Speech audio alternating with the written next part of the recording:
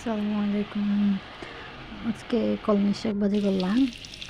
প্রথমে শাকগুলোকে কেটে কুটে ধুয়ে নিলাম। পরে দিয়ে দিলাম পেঁয়াজ কুচি, শুকনো মরিচ 4টা, তারপর রসুন কুচি পরিমাণ মতো দিয়ে দিলাম, লবণ হাফ চা চামচের মতন লবণ দিয়ে দিলাম। শাক হচ্ছে যে 1 মুঠার মতো।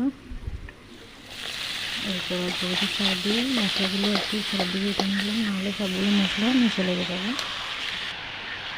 মশলা একে একে সব শাকগুলো দিয়ে দিলাম, দিয়ে ভালো করে নেড়েছে নিলাম যাতে সবগুলো মশলা একসাথে মিশে যায়। এরপর একটু ঢাকনা দিয়ে রেখে দিলাম 5 মিনিট। এরপর শাক নরম হয়ে আসলে আর একটু রেখে তেলটা অফ করে দিলে এটা আমাদের শাক ভাজি কমপ্লিট হয়ে গেল। খেতে কিন্তু